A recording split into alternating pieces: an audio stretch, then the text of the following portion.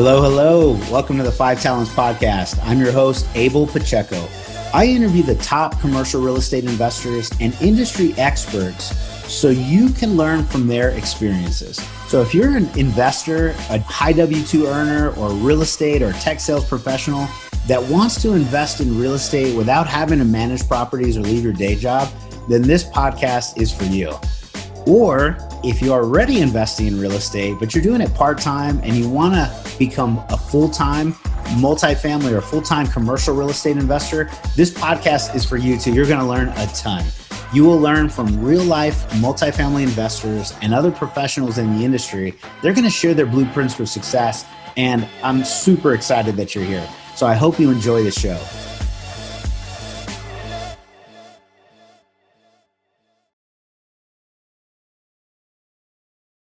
Hello, hello. My name is Abel Pacheco. I am the host for the 5 Talents Podcast, where we talk about all kinds of good stuff about commercial real estate, multifamily investing, and really financial independence, among other things. And I am super excited to have a new guest with us today, Mr. Adam Carswell. Adam, man, thank you very much for joining, man. I'm super humbled and appreciative.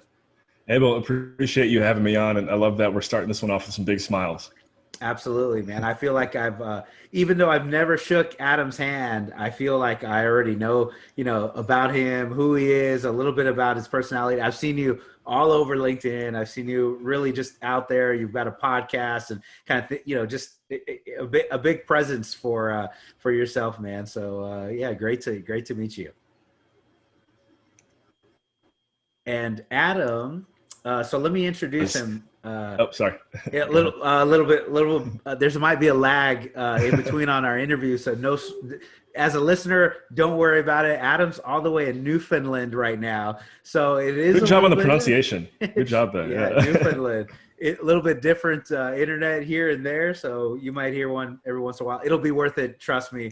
And grab a notepad and a pen, because if you're big on education, if you're big on learning, if you're big on trying to figure out how to break into commercial real estate, I think this is going to be an amazing show for you guys. Adam is the host of Dream Chasers. He's got an amazing podcast. He's a real estate entrepreneur. He's a new media marketer, podcaster, like I said, and you really are a power networker, brother. So I'm excited. Why don't you tell us a little bit about yourself, so that way we understand, why we should listen in. Sure. Let's do the old background story. And again, I just have to say, guys, Abel is doing his thing on LinkedIn too, because I've definitely been seeing his face for more than the past year. And it's really cool to see that now we're finally having this conversation. Yeah, so, a little bit about me. Born and raised in the Cleveland, Ohio area. Went to college or university in Western PA at Westminster University, where I played basketball and ran track and field for 4 years. Kind of stayed on the athletics focus after graduation. Went and got my master's in Central America in Belize because I was working towards becoming a college basketball coach. Had a little bit of a career switch up there. Coaching is still a huge passion of mine, but what basketball really taught me is, if anything, I have a passion for leadership, again, coaching and teaching. And so knew that after graduation, I just wanted to get my foot in the door with a Fortune 500 company, work my way up. And I was really good friends with a recruiter for Sherwin-Williams, the paint company. And so I moved to Washington, D.C. and managed stores there for Sherwin-Williams for 2 years, and then realized, I love this job, but I don't really want to sell paint for the rest of my life. There's nothing personal. Paint store manager, huh? Yeah. So, I will say, for anyone who's listening to this, if you're about to start your career, I think Sherwin-Williams honestly gets underestimated in many aspects as far as how well they groom and they teach their employees. There's just so much that I learned there, especially in regards to sales. They do a fantastic job. If I can pause you in your background story, I worked at Cutco Knives, and I sold Cutco for like 6 years. I sold knives in-home, did in-home presentations for like 5 and 6 years. And I knew other friends that worked for what's it called? Enterprise Rent-A-Car. And they kind of have, a lot of these companies have an amazing leadership training program, kind of grooming you for professional world. So as a younger individual, man, there's a lot of value to be placed. If you're a young guy right now or gal that's thinking about these kind of, jobs, it took me forever to own my first piece of real estate, but as a foundation, those things really helped me even today, so that's great that you mentioned about them. Completely agree. And it's funny you mentioned Cutco. That's kind of Hunter Thompson, managing principal of ASIM, who I work very closely with on a daily basis now. That was a lot of his groundwork in sales was with Cutco. So, and Hunter Thompson, we'll definitely talk about him. He's an author. What's the name of the book? It's Raising Capital. Yeah, Raising Capital for Real Estate. And anyone listening right now, I'm probably going to give a few plugs throughout the interview, but go over to raisingcapitalforrealestate.com right now. You get a free copy. All you do is pay for shipping. And we like to say that book is definitely breaking the internet right now. We've heard nothing but good things. It's been awesome. I think it's great. So continue on your story, man. So how did you get here? Yeah. So, fast forward in Washington, D.C., as I mentioned, I decided I wanted to make a career change, more entrepreneurial, got into real estate, but the residential side, I was a realtor with RE/MAX for 2 years there. All right. And then after that, I realized, wow, this industry is so much bigger than residential, but I don't know anything outside of this. Like, how can I get plugged in? Mm-hmm. And that's when I reached out to Hunter because I heard him on a podcast that I was following, which wasn't even a real estate podcast. It's funny. It was just like an ideology podcast. Go ahead and look up a show called Anarchast and you guys will see it's pretty funny how Hunter would end up on that show, but he was there. And so we started going back and forth and he was like, hey, I've been working on this program. If you're interested, let me know. And he kind of likes to say that I was the final push he needed to launch it and get it going. And I went through the Cash Flow Connections mentorship program, cfcmentorshipprogram.com. And that was late 2017, early 2018. And that's what not only started educating me about this industry, but opened my network in a way that, just looking back on it, I made a few connections with some folks recently. I'm taking steps back through my career. I'm like, man, a lot of this would have never happened if I wouldn't have just made an investment in myself and taken that course. Yeah. And so taking that course led to a great relationship with Hunter now. As I mentioned, we work very closely on a daily basis.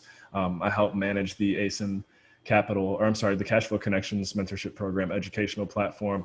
And then Hunter also introduced me to Michael Flight, who is my partner at Concordia Realty Corporation, and a new project that we're going to get into probably today, which is libertyfund.io. So all kinds of exciting new things going on in the real estate world for myself. And then also, as I mentioned, I started working remotely after Washington, D.C. I moved to California, did that for a little bit. And then I moved to Newfoundland, where I am now, in May 2019. And hey, it's just been an amazing journey, and grateful to be here, and grateful that, COVID can't stop the flow of what I'm doing. And I think you feel the same way. I love it. Yeah. If it wasn't for COVID, I definitely I wouldn't have started a podcast. I wouldn't have written my first ebook. I wouldn't have, really had the time to kind of dig in that you mentioned. You see me on social, and that's because of COVID. All these different things, I wish it was not here. I wish I could, just go hang out and be with friends and family just way more comfortably. But, you got to take advantage of the situation, any which obstacle or challenge that you have. And I think that's probably something that you seem like you definitely live by, my friend. Oh, man, you're spot on. Now is the time to pivot your business and take advantage of the opportunities that are here. Yeah. So tell us, we have your background, so thank you so much, Adam. I think I have a big following for passive investors, and I think I have a big following for people that want to be a general partner for the first time. Some of those same passive investors want to be general partners eventually, and so they're trying to figure out, how to do it. And if you've, just like you said, you realize there's this much bigger open world. You join Cash Flow Connections, kind of like a coaching program, and all kinds of things change for you. So I am also big on education. I've joined like 4 or 5 of the multifamily kind of programs, mastermind as well. It's definitely, thrown me for a wild ride, a great one. So talk about, what that first class did what did you learn? If you want to talk about how much you pay, that's okay, whatever. But just share some of that insight, so people understand, what does it mean? I get commercial real estate education. What does that mean? Sure. Yeah. And I'll start off with my disclaimer because I could talk about this forever, but it is kind of funny. As of right now, actually, I'm not a passive investor and I'm not a GP. And that primarily is because I'm working towards that accredited investor level, which I didn't even know like many people, I didn't even know what an accredited investor was until like 3 years ago. And that also kind of shows, as far as anyone who's coming through the program, I will say I'm definitely like an outlier, the 1%. Your listener base is exactly who I have phone calls with every day. Individuals who are looking to do, GP their first deal, passive investors who are looking to improve their skills, working with sponsors, how to do due diligence on your sponsor and who you're going to be investing with. And so those are the individuals who come through our pipeline. As I mentioned, I was kind of like just the weird lucky guy at the beginning. So yeah, a little bit about the program. And I do want to say, because if anyone listening right now is interested, I might not get into all the details on this call. And so I would encourage you to reach out to me and have a call. Short call. We don't have enough time, but reach out to Adam because he'll give you the full. Yeah, we keep the pricing a little bit of a secret, and that's just because we're so satisfied with where the ticket is at compared to what else is out there in the marketplace. We really feel like we over deliver for everyone who comes through. And then, as far as the content material, I mean, if you take a look at ASIM Capital and Hunter Thompson's bio and what we've been able to accomplish over the past 10 years, it's really, first of all, if you like the book or check out the book, we view the book as a playbook. Like, here's how you can do this. We're close to almost 100 million in assets under management right now. And that book is, our secrets. That's how we did it. And then the course, the Cash Flow Connections mentorship program, is the next step. It's, allow us to do it with you, allow us to help you accelerate your business using the tools and strategies that we use. And as I mentioned, if you're a passive investor, we've had so many passive investors come through that just have a new level of confidence in where they're putting their capital. So I invested passively my first couple of deals, and my wife invested as well. And it was a lot of education that kind of gave me confidence to say, move forward. I had a trust built with my existing operator. So the first deal was like really trust. And I knew the market, I knew the deal. And then afterwards I was like, now I understand more. Yeah. Oh, it was a really great deal. I'm ready to do it again, and so that definitely helps. So what are the most common questions that investors ask you, like you said, I talk to them every day. What are some of those questions that you get, and maybe a few of those responses as well? I think that they don't normally come out and say this question, but the general question, especially in regards to going through the program, is, is this as really as good as it sounds? And I think rightfully so, because there is a lot of options and ways that you can go as far as educating yourself out there. And I know people personally who have gone through those experiences where they spent 30, 40, 50 grand and they feel like I'm still exactly where I'm at. Like, I just wasted my money. And so a general, like, again, as I said, I don't get asked that question, but I think that's what most people want to know is like, is this legit? Like, is this the real deal? And I think I can confidently, say from the experiences that I've seen, and especially the networking aspect, not like definitely for myself, but anyone who's come through the program, we just provide so many different layers of networking with this course beyond the material, where you're really going to be put in position to get to know people, as you mentioned, that you trust. And that's the name of any business, any game, but especially real estate, because you're entering into deals where you're going to have to sit down with dinner with someone for the next 10 years. It's collecting and getting to know people that you like, know, and trust. And so, that's kind of like a high level question. You can maybe throw me some more detailed questions if you want, but that's kind of my first response. Yeah. Well, that first is good because I say the same thing. Establish trust. You got to know who you're dealing with. You're going to be with them and partner with them for a lot of years. So hopefully it's somebody you like, know, and trust as well. And the investors that come to you when they're asking or seeking, good investments, right? They're COVID questions, timing.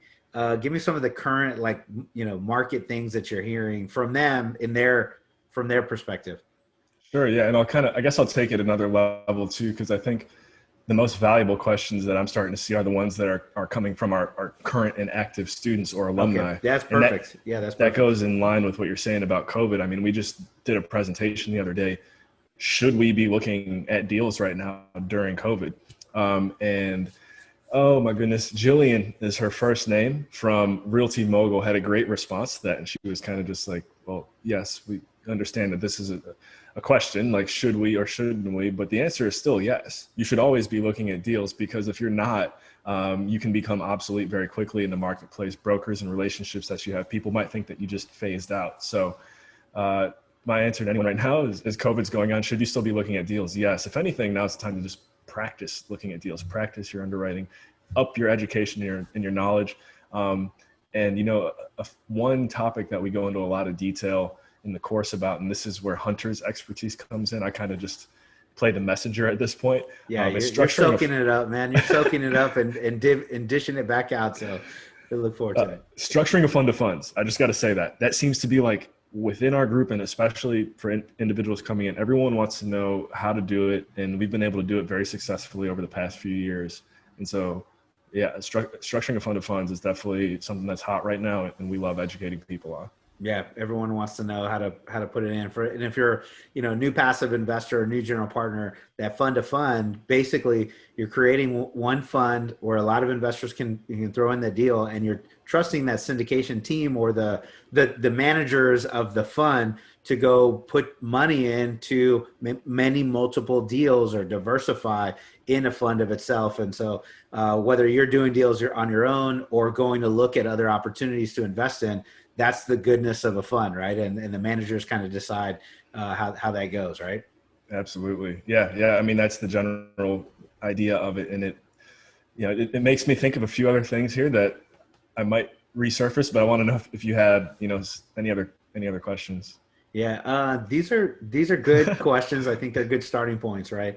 Okay. And you mentioned, so this is Hunter Thompson's Cash Flow Connections, and then the other side, what's the other side of the world that you're doing? So you're kind of split effort between a couple different firms. Yeah, and it's funny when I try to like explain to someone what I do, because in certain regard I'm like the only one I know that is kind of in this position. But the best way I can explain it is I'm an apprentice. You know, I'm an apprentice of Hunter's, and I'm an apprentice of Michael Flight, who's managing principal at Concordia Realty Corporation. And roughly how big are they? You said, you know, assets under management, Hunter Thompson, 100 million. And so our from a marketing perspective, right? That's what we say at ASIM, because we are closing in on it. And then our marketing pitch, if you will, at Concordia is, you know, Michael's been in the industry for over 30 years. So over 30 years of experience, and has redeveloped, repositioned, and executed more than $500 million worth of transactions in commercial real estate. Yeah. So, you know, I could kind of like go out there and say that I did that. I'm a part of these teams, right? Yeah. So put it all together, you're just like, I'm getting close to $1 billion. Yeah, you can definitely a contributor. Every team is built of team members. Everybody has a part. Everybody contributes. You know, yes, he has 30 years, and yes, Adam's there, but man, you're contributing now, and you're associated with that championship team, which is couple championship teams. So it's a good. Yeah, I mean, it's a good situation. Yeah, you are. So, what do you do for the Concordia? Yeah, Concordia. Most of our efforts lately have actually, you got to give credit to timing and to COVID, because this was what I'm about to share with you has been in the making for the past 2 years. And honestly, now that we are in this transformational period of the world, it's almost like we couldn't have had better timing. So Concordia Realty Corporation is a shopping center focused retail real estate investment firm. That's still our focus, and that's where our expertise is, but we've taken a tremendous interest in single tenant, triple net lease properties. So, and especially the essential ones. So that would be like anything from your McDonald's to Starbucks to we call medtail, so medical and dental, automotive services, all of the freestanding establishments that you can think of as being essential. That's where our focus has gone. And our focus has actually been in this asset class pre-COVID. So that's what I'm saying. Now that this has happened, it's like, oh man, perfect. Now it's got a term. It's essential. Yeah.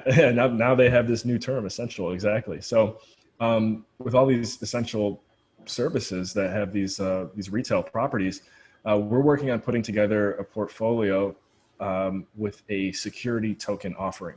And this is actually, I have to say, I kind of mentioned this on another podcast before, but this is really the first time I've publicly come out and speak about it. I have a new level of confidence in talking about it, but I know Michael, if and when you ever listen to this interview, just he's gonna give me some positive criticism as we're going through this right now. Well, that's good. We can all get better at our delivery. But I gotta say, as we're listening along here too, guys, if you're on a computer right now, just go to libertyfund.io. That's where any details that I might happen to leave out today, you can definitely get them all, as well as a free report as why we are so confident in the future of real estate on the blockchain. We see ourselves definitely as, we are the first ones in the US to be doing what we're doing, but not only that, to be industry leaders and individuals who, 5 years from now, as far as navigating this world, will be considered experts. And, it goes from, let me just pause here real quick before I keep going. Did you have any questions about what I said with Liberty Fund? No, we're so none at all at this point. And then what is your security token that you're talking about? I'm familiar with blockchain. I'm familiar with crypto. I'm an investor in BTC. So I understand a little bit. I also know the technology that in real estate where people want to connect and use that transaction to like buy and purchase real estate. So there's that ongoing record of transaction. But I have a feeling that our listeners, some of them are like, what's blockchain and why are we talking about it today? That's perfect. I think that's where, from an entry level, I can really help bridge this gap too. And so I've, similar to you, Abel, I've been involved with cryptocurrency since like the last boom in 2017. That's kind of when everyone's interest first peaked. And I think what came along with that time frame was the stigma that it's like super risky and you got to be careful because you might get hacked and stuff like that. And I think from the conversations that I've had, that stigma is slowly starting to go away, especially when we start focusing and talking about assets or digital assets like security tokens, because these, for example, unlike Bitcoin, which many people will say it's not backed by anything, right? With a security token, it's backed by a hard, tangible asset, which are these single tenant, triple net lease properties. Okay. Yep. Okay. And so from that, we go on to a phrase that we like to use, which is crypto with cash flow. And Michael, I got to give him, most of the credit here because he's kind of been the leader of our venture. And we've got a few other team members, let's say Jason Ricks, Sam Halawi, Jordan Steck, all huge, valuable co-founding members of libertyfund.io. But Michael, over the past couple of years, has made trips to Europe, Romania specifically, and also London in the UK, where this concept and this idea is a little, it doesn't have the same stigma that it does in the US. People are a little bit more open to the concept and understand it more. So we kind of went to where people are putting it to practice, adopted their ideas, have brought what we learned back to the US, and now are working with companies to make sure that we handle this, most importantly, legally in the right way, because that's been, with this industry, what people I think are most concerned about. Hello. You're listening to the 5 Talents Podcast. I'm your host, Abel Pacheco. If you're enjoying this podcast, then I know you're serious about achieving financial freedom. Are you ready to create your own path through multifamily investing for yourself and your family? Then I know you're going to appreciate our Investor's Guide to Multifamily Investing. It's titled Tackling Commercial Real Estate the Easy Way. We use this guide to invest ourselves in $93 million worth of real estate. So we're going to show you the basic mechanics of multifamily syndications and how to evaluate your next passive investment opportunity. So the best part, if you subscribe to our podcast now, leave us a review and a rating. I'm going to give you a free copy of our ebook. So please take a moment to do that now. Once you've done that, go to 5tcre.com/ebook, 5tcre.com/ebook. Make sure to let us know you left a review and we're going to send you a free copy. So thank you so much for subscribing to the 5 Talents Podcast. We really appreciate it.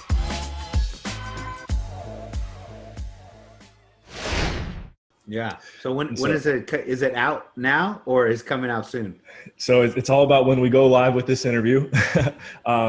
We're recording here in later September, and I can definitely say, by mid-October, we plan to be, fully public, not public as in like a, an offer Yeah. or what I'm talking about. But You're as far as us being officially out there, yeah. you'll see us on some podcasts here soon besides this one. You might be the one to break the ice though. It depends on when you put this out. So that sounds fun. Probably towards the end of October-ish. Okay. All right. Somewhere right in that area. You'll be right in the mix. I'll definitely let you guys know. And so, so that token or that offering is going to come out and it'll be backed by commercial real estate, triple net, commercial real estate. Is it a fund of multiple properties? And then that's what backs everything? Yeah. And that's another phrase that we like to use, which is bonds wrapped in real estate. Because when you look at the cap rates and the typical returns that you would get from investing in a it's just a tough one to say, right? Single tenant, triple net lease property, which Michael Flight is working on a book on the topic right now too, because there's not a lot of information out there on how to invest. For those that don't know, like single tenant, AutoZone owns exactly. A single tenant. They're one tenant in one property. Triple net lease, basically, in short answer, it means the tenant, AutoZone, takes care of the building, the maintenance, the insurance, the taxes, all of the stuff. So like there's not really management to the property. AutoZone manages their property. They're not an owner, but man, they pretty much are acting like one. And that's triple net lease in a commercial single tenant. So anyways, go ahead. On. Great. Thank you for breaking that down, because that's really important to know and to understand. And that's, again, another aspect of why it's so compelling. And again, we like to say bonds wrapped in real estate because it's more the cash flowing aspect of the investment that we're focused on. It's a great way to preserve and store wealth.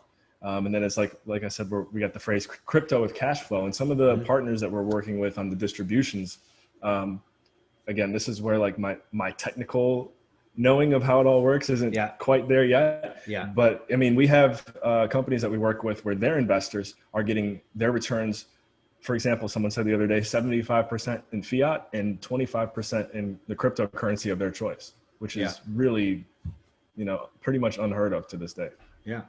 Man, that's different. Well, we're eager to learn more and check it out. And man, as the crypto and the blockchain kind of evolves, it's not going away. It's just headed in a different direction. And especially in today's market where people are worried about the value of the dollar, everything that's occurring. Yeah, some people are like, well, I could buy gold or I could buy digital gold, right? And that kind of mindset comes into play. So yeah, man, well, I'm excited that you were able to talk about it. Any last thoughts on, this is Liberland, right? Is that what this is? Or no, but we that Liberland actually does tie into a little bit of the backstory of Liberty Fund. Yep. And yeah, so Liberland is still conversationally a little bit of a different ball game, because that's a country in Eastern Europe that I am an e-resident of now, soon to be citizen, and I became associated with them back through going down rabbit holes in 2017. I now not only host Dream Chasers, but I do host the nation's podcast, the Liberland Show, which is a little unknown secret. But there you go, guys. Go check out the Liberland Show. Yeah, go check out that one. I'm sure you can dig in, go down the different rabbit hole with that. That's awesome, man. Well, you're in. Okay, so this may be a good kind of segue, right? We've talked about a number of things: education, programs, the way you got started in commercial real estate with some really serious players in the industry, and now doing some tokenized crypto or blockchain that's backed by single tenant triple net lease, which is pretty cool, right? So how did this happen for you? And I think let's say a new somebody listening this first time, they're saying, I don't know what's going on with blockchain. I'm not a crypto guy. I was trying to learn about multifamily real estate, but there's so many things that you did that would absolutely propel somebody in their career. And I want to make sure we talk about those. Like, how did you, network in the first place? How did you, bring some, meet these individuals? How did you get at a point where you're now, in their position to help them market, to help them get out there? What were some of the things you did, man, to network and put yourself in this super networking, right? Yeah, and you made me think of, I wish I had the direct quote, but there's a great book by Peter Thiel called 0 to 1. And Peter Thiel, who's also I know at some point he was on the advisory board with Facebook, and he's just like insane serial entrepreneur as well. Go ahead and look him up. Yeah. But he referenced how guys like Jeff Bezos and Bill Gates and, you know, all these like crazy rich billionaires, when people ask them a question like what you just asked me, their response is always like, oh, you know, just got lucky. So my advice to anyone, if you get asked this question, just say you got lucky. But if I could really give you some, I guess, secrets, or, you know, what I feel like helped me a ton. My first instinct, everything kind of goes back to LinkedIn. I didn't necessarily meet Hunter and Michael on LinkedIn. However, I'd say honestly, probably only no more than 3 years ago, I was like, all right, you know what? I'm going to take this serious. I'm going to start posting every day. I'm going to, you know, interact with people like yourself and engage. And I once heard another guy who's really, I would recommend everyone right now to go check out someone named Joe Apfelbaum. That's Apfelbaum. Yeah, he's all over LinkedIn for sure. He's crushing it. He's really smart with his LinkedIn marketing, and I'll never forget being in one of his webinars. And he was like, first of all, at the time, Microsoft had just acquired LinkedIn. So that's some pretty big writing on the wall. And he referenced, you know, LinkedIn has, I don't know, we'll say, for example, 500 million users or something like that. He's like, did you know that less than 1% out of all those users post or engage and interact daily? And I just remember hearing that. And he's like, yeah, so, you know, you could go on Instagram, you can go on Facebook, you go on all these other social media platforms that have been more developed. But if you're really, especially from a professional standpoint, trying to get your name out there, trying to meet people, make some noise, and do it at a level where you're not going to actually have to compete too hard, it's like LinkedIn is the answer. And so from that point in time, I've been just connecting the dots, and I say it again, meeting people like you. And it's funny how it all works, because you just never know when you're going to finally have this interview that we're having. But, you know, I think actually, Abel, we messaged back and forth on LinkedIn to make this happen. Yeah. So as far as being a super networker, following up is always key too. I just had someone on my show named Matt Teifke. I'm throwing out all these references, guys, but if you go to Dream Chasers, episode 117, this dude's work ethic will light a fire under your butt in regards to networking. I thought I was doing a good job, and I met Teifke, and I'm just like, dang, I got to step my game up.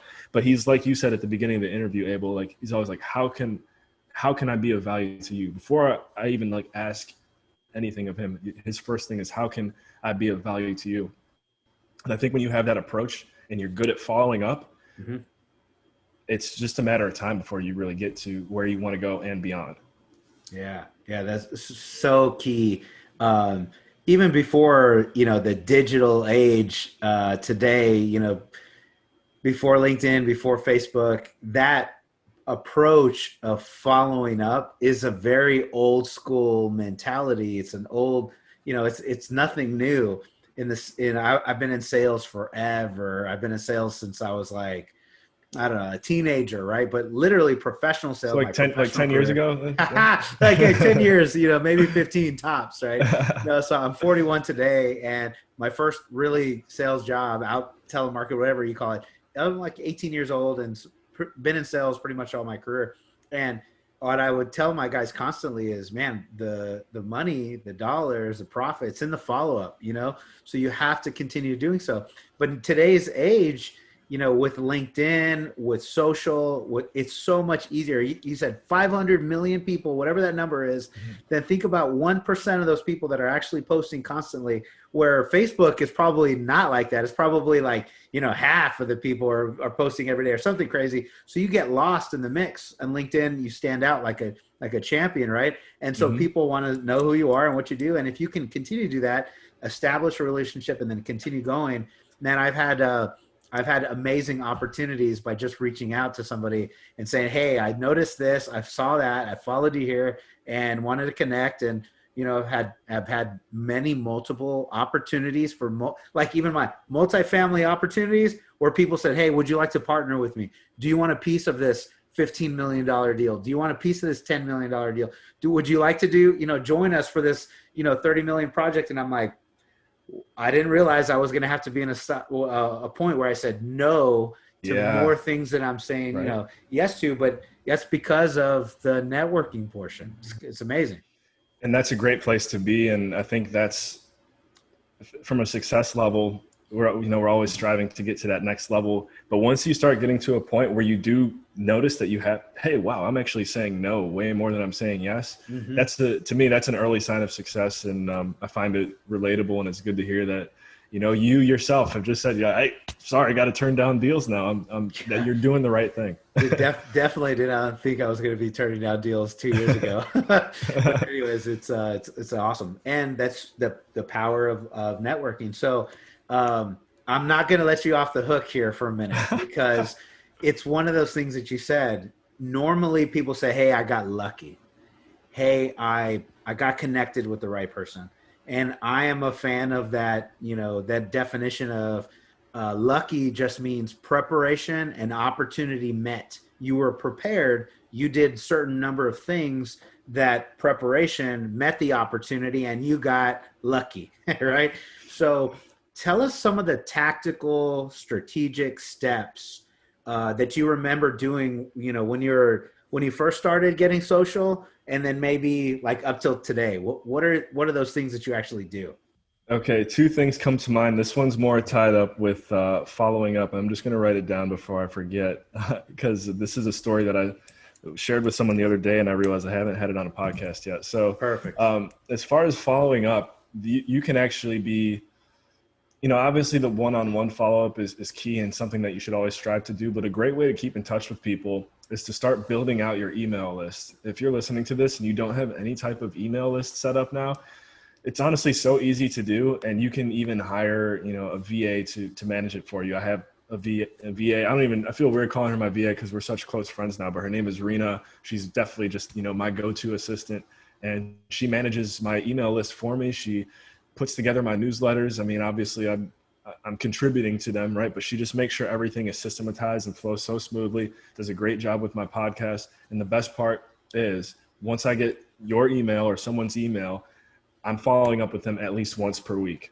And there's all different kinds of strategies out there where you want to, send. I've seen some people will email their list every day. Some will do it once a month or quarter. I found a week to be most effective, especially just because I always have a new podcast coming out every week. You're going to say something? No, I just said, wow, that's, weekly. So but yeah, you have value to provide every week.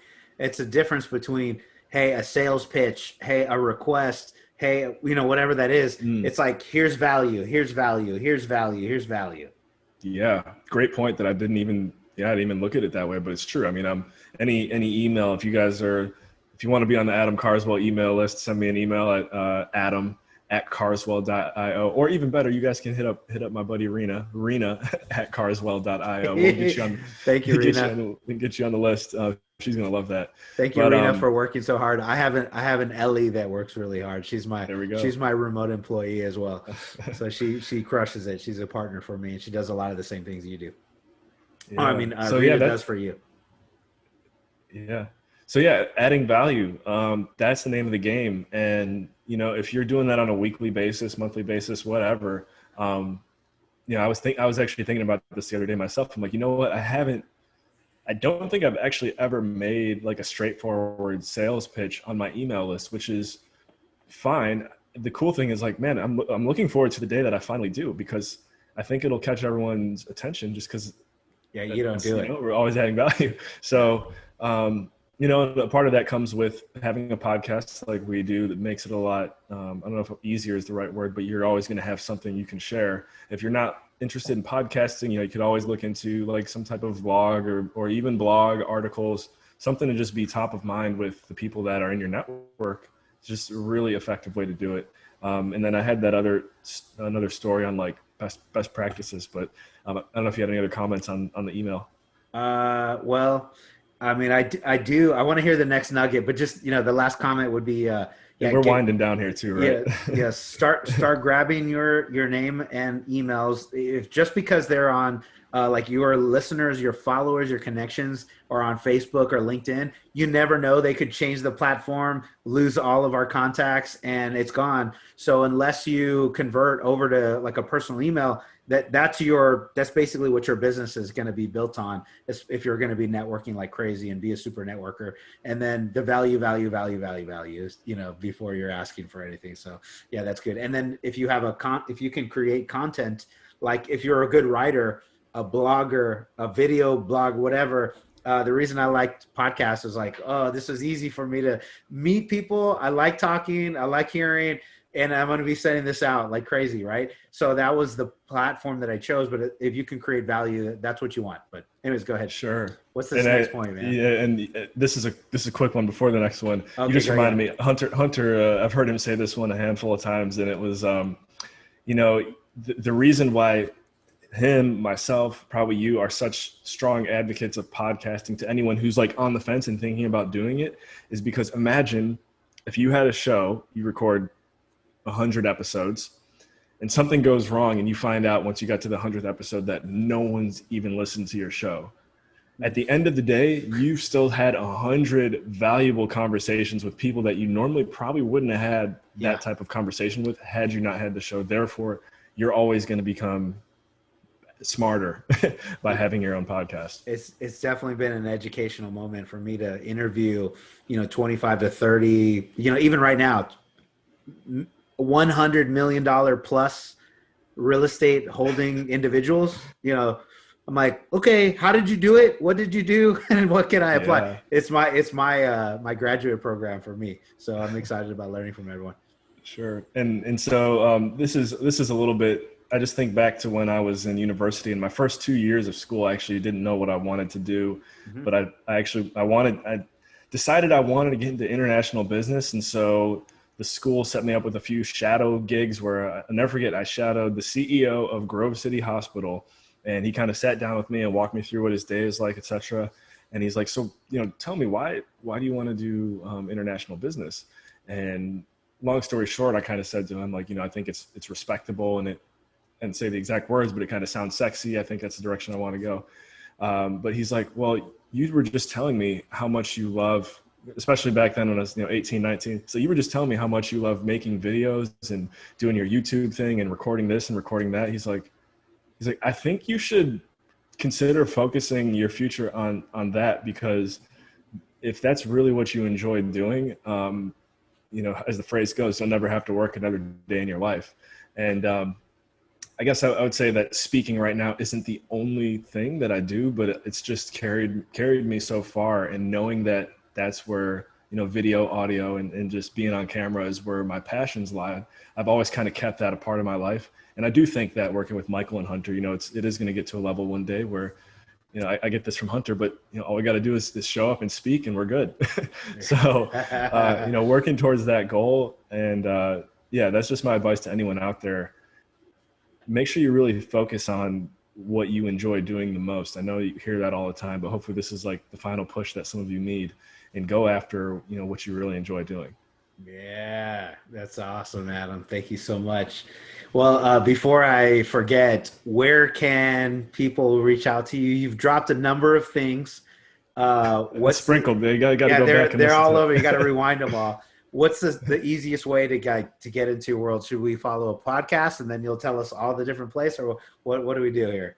Yeah, great question, because I actually picked this one up from Adam Adams at the end of his podcast. He says, what's the single best way anyone listening right now can follow up and get in touch with you? Single best way. Because a lot of times people like to be, oh, well, here's my Instagram, my Facebook, Snapchat, and then just like throw it all out.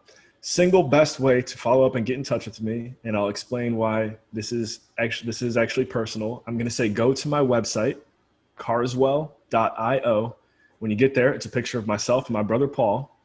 Click on Adam, and if you go to my page on carswell.io, you can send a message directly to my email, and all my social media is right there to get connected.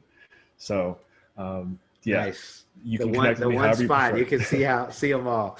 I love it, man. Well, that's great. Is there anything that I didn't touch on today that you really wanted to highlight, bring exposure to, anything in general? Take as much time as you'd like to. Sure. I mean, I'll just make it quick here, guys. Whatever. Well, you could do a web search on Dream Chasers, and the Lieberland Show. Those are my podcasts, and the reason why I say that is because if you like listening on Spotify or Apple Podcasts, Stitcher, like many of the shows out there, go to the platform that you enjoy the most, so that way you can subscribe. And again, this is where it comes from, podcasting and all the cool things that you learn along the way. I just had someone on my show the other day who, at the end of the interview, he said, well, I'm going to rephrase it now. Abel, thank you. Thank you for taking the time out of your day to dedicate your life and do this. And thank you for providing this value to your listeners, because I think that a lot of the times, for better, for worse, people don't realize how much work you've put in to get to where you're at and to do what you're doing. And guys, I can tell you right now, Abel is working his butt off, and the best part is he's having fun with it. So Abel, thank you for bringing me on the show and for doing your podcast. Oh man, you're making me all feelings warm inside. all the feelings, man. Thank you very much. I sincerely appreciate it. And you too, man, giving back a ton of content and giving to your network, and trying to provide value like we talked about. So that's great. Well, we appreciate your time. We appreciate it. We're humbled. We're honored. Tell Hunter that I've been pinging him on his LinkedIn for an interview. So tell him a new Cutco guy. Use the time to get that plug for me. But my name is Abel Pacheco. I am the host of 5TalentsPodcast. If you want to get in touch with us, you can go to our website, 5tcre.com. That's 5tcre.com. There's all kinds of stuff, education on multifamily syndication, commercial real estate. We do webinars. I got an ebook out there if you guys are interested in passive investing. So however you choose to reach out to me, do that. And then Adam, thank you very much for your time. I sincerely appreciate it. Thank you, Abel. All right. Thank you very much. Talk to you guys soon.